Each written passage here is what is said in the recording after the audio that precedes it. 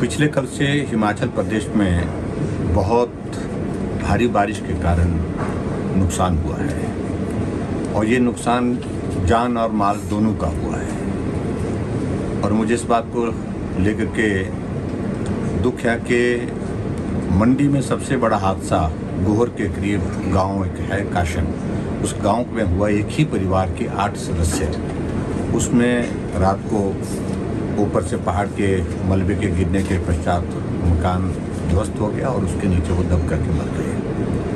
हालांकि हमने सुबह ही 6 बजे रेस्क्यू ऑपरेशन के लिए डिप्टी कमिश्नर को कह दिया था और एनडीआरएफ की टीम भी वहाँ पर मौके पर पहुँच गई, लेकिन रास्ता कई जगह बंद होने के कारण पहुँचने में भी कठिनाई हुई। लेकिन रेस्क्यू ऑपरेशन जल्दी करने की कोशिश उसमें की गई, लेकिन हम उनके जीवन को नहीं बचा पाए। इसी प्रकार से मेरे सराज विधानसभा क्षेत्र में भी एक जगह एक घटना हुई है, मकान ध्वस्त हुआ है और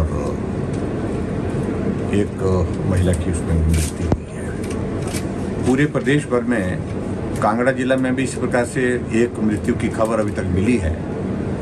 लेकिन मैं कुल मिलाकर के ये कहना चाह रहा हूँ कि हिमाचल प्रदेश में पिछले कल से जो भारी बारिश हुई है उससे जो नुकसान हुआ है, अब की इस बार के जो मानसून सीजन का सबसे बड़ा मेजर लॉस हुआ है। सबसे बड़ा नुकसान इस रात हुआ है जब बारिश के कारण कई घर टूट गए, कई जगह सड़कें टूट गई, अवरुद्ध हुई पड़ी हैं। और इसके अतिरिक्त कई जगह जो है हमारे जो लैंडस्लाइड के कारण जो है गांव को क्षति हुई है, हमारी सड़कें और पानी की स्कीम्स डैमेज हुई है। अभी मैं कोशिश कर रहा हूँ यहाँ से वापसी में जाते हुए सराहन सेठ सभी डिप्टी कमिश्नर्स के साथ एक बार वीडियो कॉन्फ्रेंस के माध्यम से पूरा जो नुकसान हुआ उसका जायज़ा लूँ, उसकी रिपोर्ट लूँ। लेकिन मैं सभी डिप्टी कमिश्नर के साथ कांटेक्ट में हूँ। मैंने चीफ सेक्रेटरी को सुबह ही आज कह दिया कि आप सारा दिन इस सारी चीज़ को लेकर के ही मॉनिटरिंग करेंगे, कहाँ किस प्रकार से नुकसान हुआ है और जहाँ रेस्क्यू ऑपरेशन करने की ज़रूरत है उसके लिए हमने स्टैंडिंग इंस्ट्रक्शन दे रखी हैं कि तुरंत वहाँ पर जितना संभव हो सके उतना जल्दी वहाँ से रेस्क्यू ऑपरेशन किया जाए। सेब का सीज़न चल रहा है और सेब के सीज़न में हमारे लिए ये भी महत्वपूर्ण है कि जो हमारी सड़कें हैं वो सड़कें सुचारू रूप से चलती रहे। बहुत बड़ी संख्या में शिमला जिला में भी सड़कें अवरुद्ध हुई हैं, खासतौर से जो हमारे गाँव को जोड़ने वाली सड़कें हैं वो अवरुद्ध हुई हैं। उसमें हमने डिपार्टमेंट को, पीडब्ल्यू डिपार्टमेंट को तुरंत आदेश किए हैं आज ही और कहा है उन सड़कों को तुरंत बहाल करने की कोशिश की जाए जितना जल्दी कर सकते हैं। इसके अतिरिक्त जो हमारी पानी की स्कीम्स प्रभावित हुई हैं उनके लिए भी हमने कह दिया है और कुल मिलाकर के जो लॉसेस लाइफ लॉस जो हुए हैं, लॉसेस जो हुए हैं उसमें विशेष तौर से हमने कहा कि जो भी राहत के मैनुअल के मुताबिक उन परिवारों को जो मदद की जा सकती है वो मदद करेंगे। लेकिन मैं इस दुख की घड़ी में सभी जो परिवार जिन्होंने अपने सदस्य खोए हैं उनके प्रति अपनी संवेदनाएं व्यक्त करता हूं। ईश्वर उनको इस दुख को सहन करने की क्षमता दे और सरकार की ओर से जो भरपाई हम मुआवजे के रूप में जो करनी है उसको निश्चित रूप से करेंगे। हम जल्दी कोशिश कर रहे हैं कि इसका असेसमेंट जो डैमेजेस हुए हैं इसका असेसमेंट जल्दी से किया जाए। इसका आकलन करने के बाद हम केंद्र को रिपोर्ट भेजेंगे और केंद्र से मदद के लिए भी हम आग्रह करेंगे।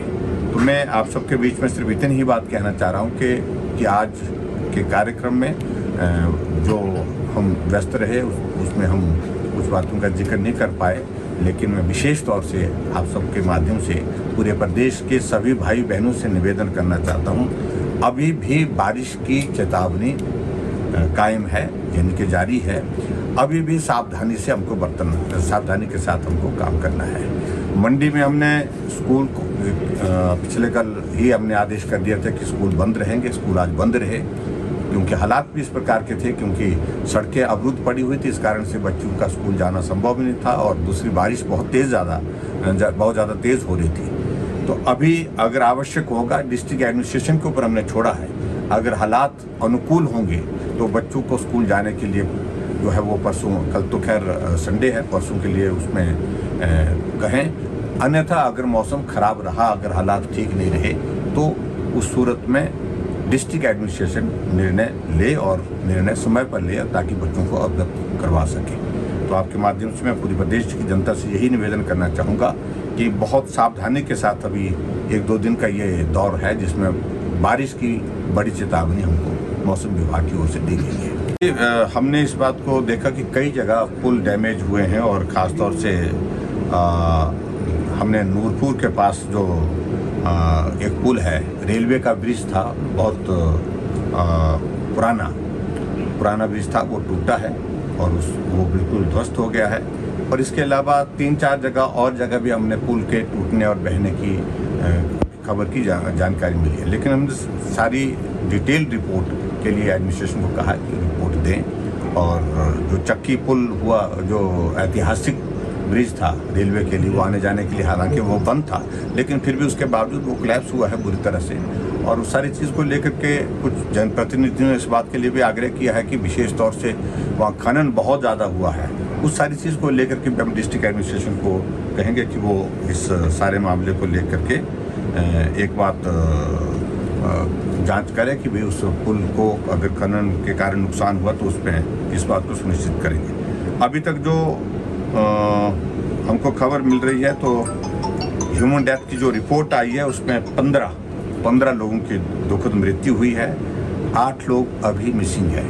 तो स्वाभाविक रूप से मिसिंग का अभिप्राय बरसात के मौसम में वो बहुत अच्छा नहीं होता है। उसमें हम उम्मीद करते हैं कि ये सब लोग सुरक्षित हो, ईश्वर से हम प्रार्थना करते हैं। और कैटल की डेथ जो है वो 11 हुई है और कैटल मिसिंग जो है वो 10 इसमें बताई गई है।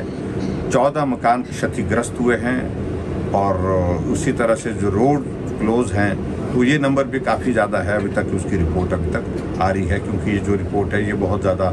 और कुछ जगह ये भी खबर मिली है कि गाड़ियाँ भी जो है वो इस बारिश के मौसम में बह गई हैं। और मेरे कॉन्स्टिट्यूंसी के अंतर्गत थुनाग में बहुत बड़ा लैंडस्लाइड आया है और जिसके कारण लगभग पूरे बाज़ार में मलबा जो है वो सड़क में 7-8 फीट मलबा जो है वो पूरे बाज़ार में जो भरा पड़ा हुआ है।